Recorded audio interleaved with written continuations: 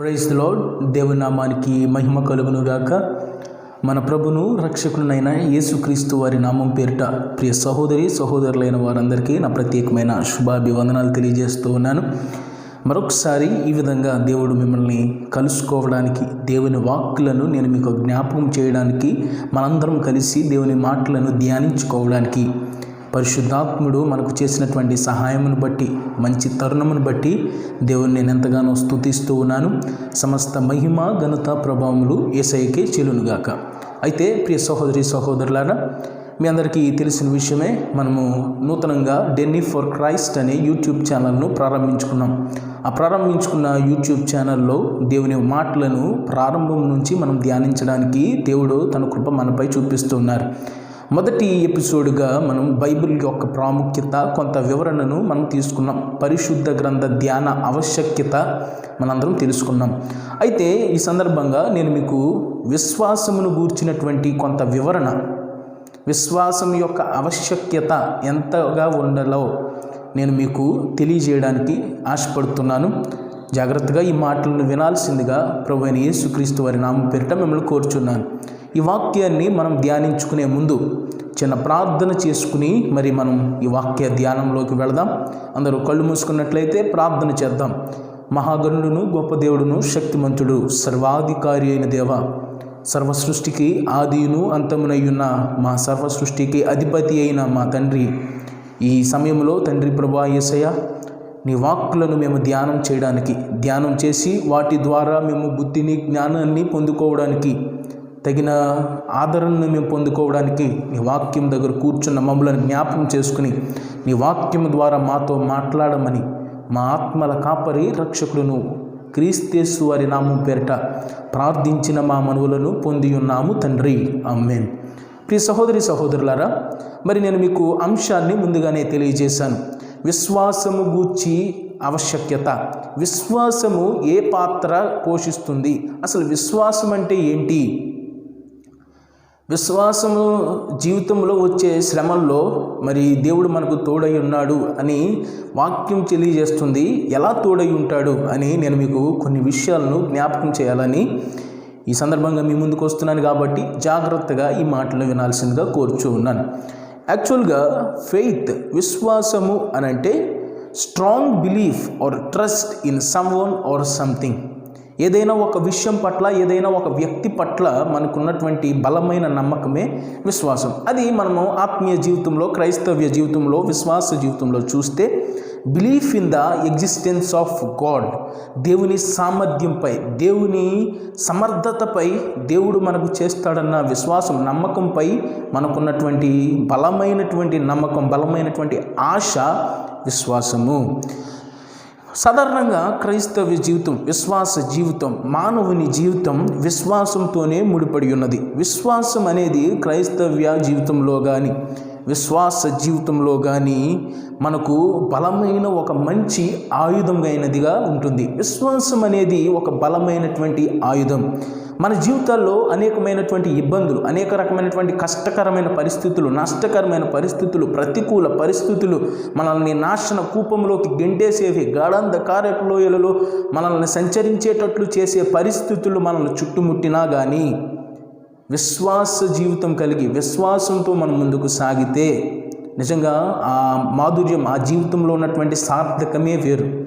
సాధారణంగా మరి ఎందుకు దేవుడు మనల్ని ఆయన పోలిక చొప్పున సృష్టించాడు, ఆయనకి ఇష్టం చొప్పున మనల్ని సృష్టించి మనల్ని నరులుగా చేసి ఆయన ఆత్మతో మనకు జీవాయువును ఊది ఈ భూలోకంలోకి పంపిస్తే ఎందుకు మరికి దేవుడిని మన సొంత రక్షకునిగా అంగీకరించినా, లేదు యేసుక్రీస్తు వారు దేవుడని మేము తెలుసుకున్నా కానీ ఎందుకు ఈ శ్రమలు, ఎందుకు ఇబ్బందులు అని అంటే, సాధారణంగా దేవుడు మనపై ఇష్టపడుతున్నాడు, మనల్ని ప్రత్యేకపరచుకోవడానికి ఆయన సిద్ధంగా ఉన్నాడు, ఆయన ఇష్టపడుతున్నాడు అని అంటే మనల్ని మన పరిస్థితుల నుంచి మనల్ని సపరేట్ చేస్తాడు.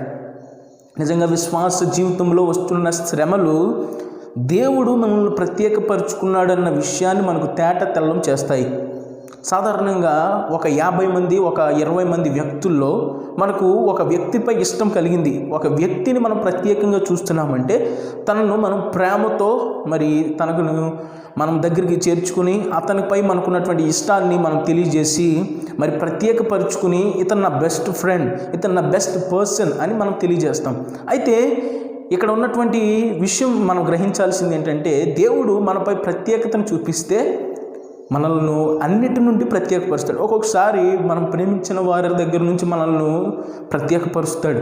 మనం ఆశించినటువంటి అందమైన జీవితం నుంచి మనల్ని ఒక్కొక్కసారి ప్రత్యేకపరుస్తాడు. ఆ ప్రత్యేకపరిచినప్పుడు దేవుని మాటలను వినాల్సిందే. దేవుడి మాటలు మనకు ఆధారమై ఉన్నాయని నేను మీకు గత ఎపిసోడ్లో, గత వాక్యంలో మీతో మాట్లాడిన విషయం మీ అందరికీ తెలిసిందే. ఆ వాక్య ఆదరణను మనం పొందుకుని విశ్వాసంతో ముందుకు సాగితే నిజంగా దేవుడు ప్రత్యేకపరుచుకుని మనల్ని సాధనముగా వాడుకుంటున్న విధానాన్ని చూస్తే ఒక దేవుని సేవే చేయక్కర్లేదు, దేవుని సేవనే చేయాలని కాదు. దేవుడు ఏం చేస్తాడంటే విశ్వాస జీవితంలో నిన్ను ప్రత్యేకపరుచుకున్నప్పుడు ఆయన పరలోక రాజ్యపు వారసులుగా నిన్ను చెయ్యాలి అని అంటే కొన్ని టెంప్టేషన్స్, కొన్ని ఇబ్బందులు, కొన్ని ప్రతికూల పరిస్థితులు నీకు ఎదురవుతున్నా కానీ ఆయన అంతిమ లక్ష్యాన్ని, అంతిమ విజయాన్ని మనకు ఇవ్వడానికి దేవుడు సిద్ధంగా ఉంటారు. కాబట్టి మనకు వస్తున్నటువంటి ఇబ్బందుల గురించి మరి చిన్న ఇంట్రొడక్షన్ అది.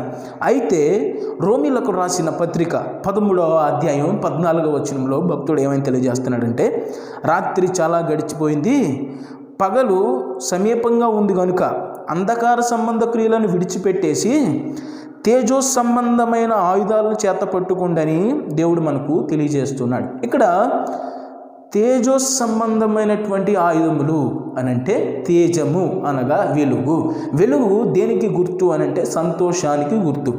ఇక్కడ చీకటి, అంధకార సంబంధ క్రియలు అంటే చీకటి క్రియలు అంటే పాపపు క్రియలు అంటే మనల్ని ఇబ్బందికరమైనటువంటి పరిస్థితుల్లోకి నెట్టేసేటువంటి క్రియలు.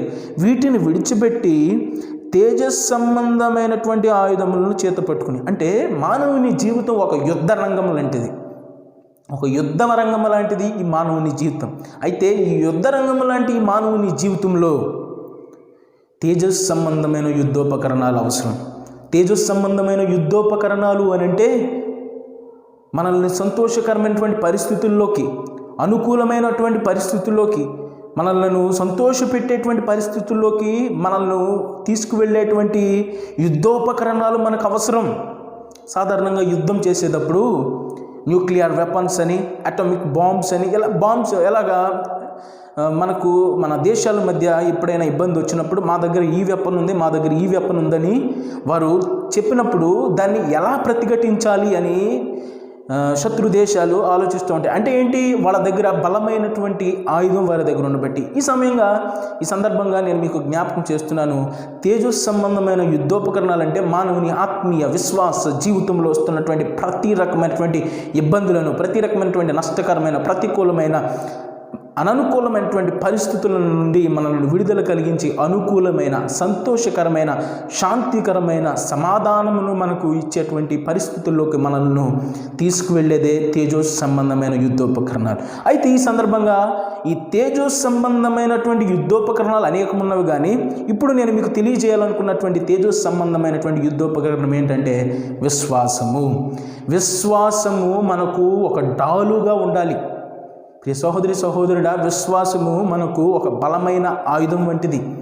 ఈ విశ్వాస జీవితాన్ని స్థిరపరుచుకుని దేవుడున్నాడన్న విశ్వాసంతో, ఆయన వాక్కులపై విశ్వాసంతో నడిచిన ఎందరో భక్తులు, ఎందరో వ్యక్తులు, ఎందరో స్థితులు గతులు మారి సంతోషకరమైనటువంటి, సురక్షితకరమైనటువంటి పరిస్థితుల్లో వారు ఉన్న సందర్భాలు బైబిల్లో చూస్తాం.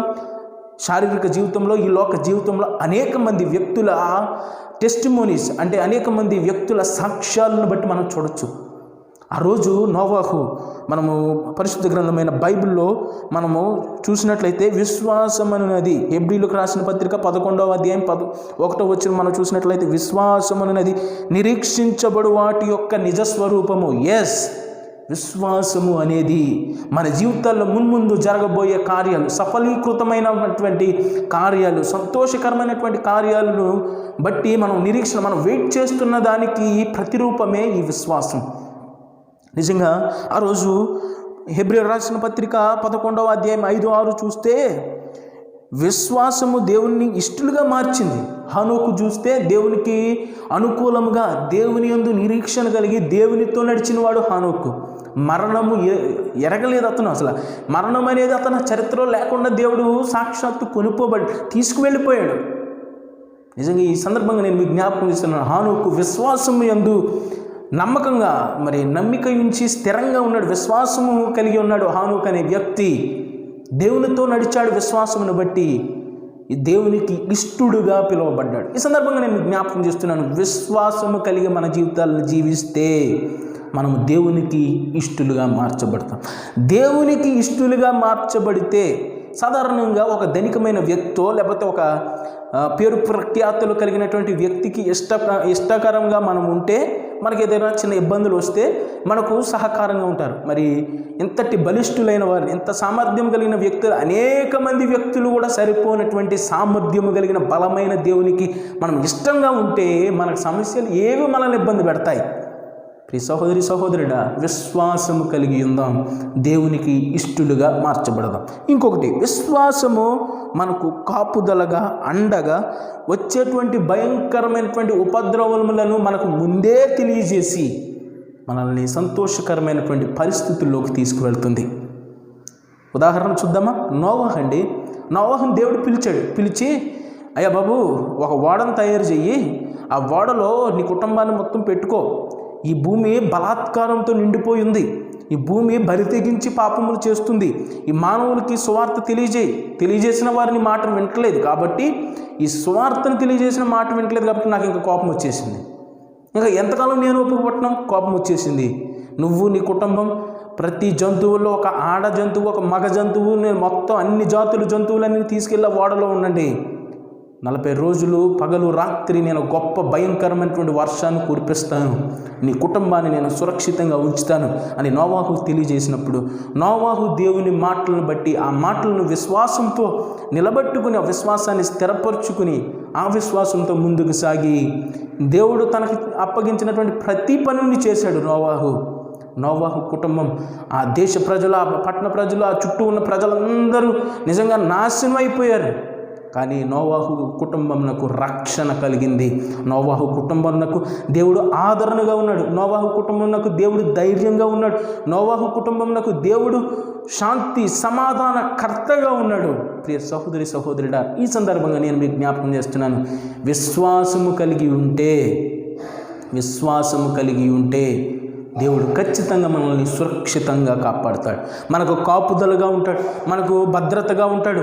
మనకు వస్తున్నటువంటి భయంకరమైన, ప్రతికూల, అననుకూల, ఇబ్బందికరమైనటువంటి పరిస్థితుల నుంచి మనకు విడుదల కలిగించి మనల్ని సురక్షితమైనటువంటి ప్రాంతాల్లో ఉంచుతాడు. సురక్షితమైనటువంటి పరిస్థితుల్లోకి మనల్ని తీసుకువెళ్తాడు. నోవాహే మనకు ఉదాహరణ. కాబట్టి విశ్వాసం కలిగి ఉందాం. ఇంకొక ఉదాహరణ నేను మీకు తెలియజేస్తాను.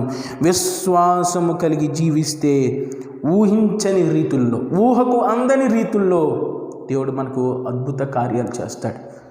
గొప్ప ఉదాహరణ అబ్రహాము. మన విశ్వాసులకు తండ్రిగా పిలువబడుతున్న దేవునికి ఇష్టలైన వ్యక్తులలో ప్రాముఖ్యమైనటువంటి పాత్ర పోషిస్తున్నటువంటి అబ్రహాము అనే వ్యక్తి. అబ్రహాము దేవుని పట్ల తన జీవితాంతము విశ్వాసం కలిగి ఉన్నాడండి. దేవుడు అబ్రహాముతో మాట్లాడుతున్న సందర్భంలో దేవుడితో ఏమంటున్నాడంటే, అన్నీ ఇచ్చావు, ఆస్తుంది, అంతస్తుంది, ఐశ్వర్యం ఉంది, భోగం ఉంది, భాగ్యం ఉంది, కానీ నాకు ఒక వెలుతుంది, నాకు వారసుడు లేడు ప్రభువా, ఈ ఇబ్బంది ఎప్పుడు తీరుస్తావేంటి అని అడిగినప్పుడు దేవుడు మీకు తెలియజేశాడు, మళ్ళీ నేను ఇక్కడికి వచ్చే రోజు, మళ్ళీ సంవత్సరం తిరగకుండా నీకు ఒక మంచి పండంటి మగబిడ్డని ఇస్తానన్నాడు. ఆ విశ్వాసంతో అబ్రహాము ఉన్నాడు. నిజంగా షారా 90 ఏళ్ల వయసులో ఒక కుమారుని కనిందండి. మినోపాస్ అనే ఋతుక్రమ పరిస్థితులు స్త్రీలలో జరుగుతాయి. కొన్ని పరిస్థితులు స్త్రీలలో జరుగుతాయి. అది మనకి సైంటిఫిక్గా తెలుసు. మినోపాజ్ అనే కార్యక్రమం జరుగుతుంది. అది ఆగిపోయిద్ది 40 నుంచి 50 సంవత్సరాలు. పిల్లలను పెట్టే సామర్థ్యాన్ని, పిల్లలను పుట్టించే, జన్మనిచ్చే సామర్థ్యాన్ని స్త్రీలు కోల్పోతారు. కానీ 91 ఏళ్లలో విశ్వాసం కలిగి ఉన్నాడు అబ్రహాం. నమ్మకంగా ఉన్నాడు.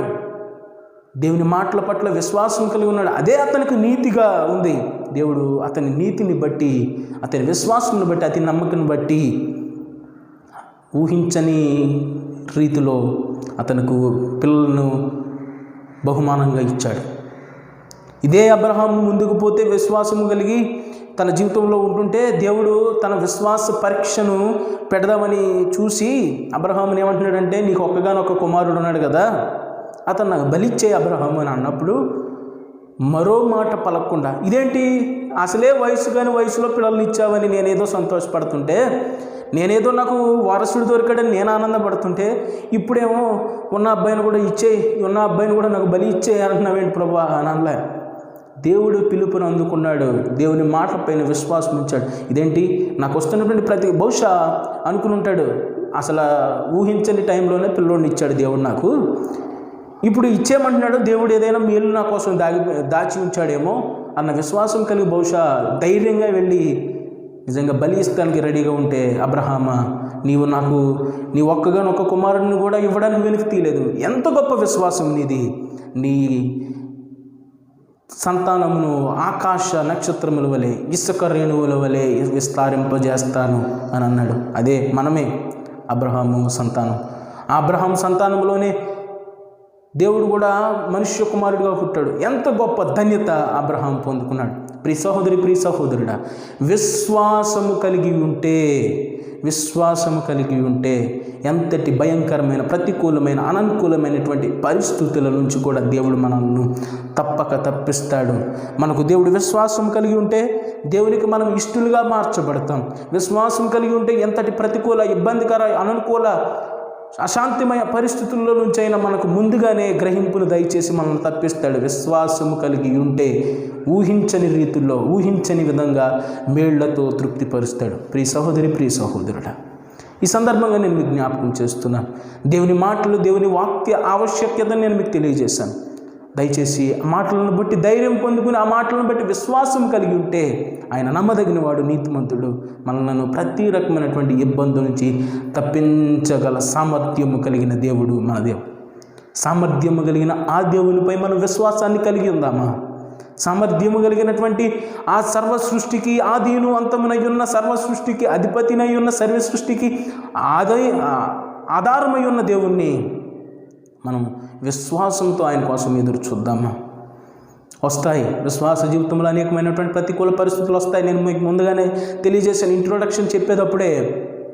విశ్వాస జీవితంలో నీకు ఘనమైన విజయం ఇవ్వాలి అని అంటే, దేవుడు నిన్ను ప్రత్యేకపరుచుకున్నాడు అని అంటే కొన్ని ఇబ్బందులు వస్తాయి, కొన్ని ప్రతికూల పరిస్థితులు వస్తాయి, కొన్ని నష్టకరమైనటువంటి పరిస్థితులు వస్తాయి. ఆ పరిస్థితులను బట్టి మనం మన విశ్వాస జీవితంలో వెనుకడుగు వేయకుండా మన సామర్థ్యము కలిగినటువంటి సమర్థుడైన దేవుణ్ణి మనం కలిగి ఉంటే ఆయన నమ్మదగిన వాడు, నీతిమంతుడు, ప్రతి రకమైనటువంటి ప్రతికూల పరిస్థితుల నుంచి మనకు విడుదలను కలిగిస్తాడు. కాబట్టి దేవుని పై నమ్మకం ఉంచి we should wait for the existence of a God. దేవుని సామర్థ్యం, దేవుడి చేయ కార్యములను బట్టి మనము ఆయనపై విశ్వాసంతో నమ్మకంతో ఆయన కోసం కనిపెట్టుకుని ఉంటే ఆయన చేసే కార్యములు కంటికి కనపడవు, హృదయానికి అంతు చిక్కని వంటి కార్యక్రమాలు మన జీవితాల్లో చేసి మేళ్లతో మనల్ని తృప్తిపరిచి సంతోషకరమైనటువంటి పరిస్థితులు గుండా మనల్ని పయనింపజేసి దినాశీర్వాదాలతో జీవితానికి సంతోషకరమైనటువంటి పరిస్థితులు మనకు ఇచ్చి ప్రతి రకమైనటువంటి ప్రతికూల ఇబ్బందికర భయంకరమైనటువంటి పరిస్థితుల నుంచి మనల్ని విడుదల కలిగించి ఆయనకి ఇష్టలుగా, ఆయన రాజ్యపు వారసులుగా మనం చేసుకుంటాడు. కాబట్టి ప్రియ సహోదరుడా, సమర్థుడైన దేవునిపై మన విశ్వాసంతో ముందుకు సాగాలని ప్రభు పేరిట మిమ్మల్ని కోర్చు ఈ మాటలు ముగిస్తున్నాను. ప్రార్థన చేసుకుందాం.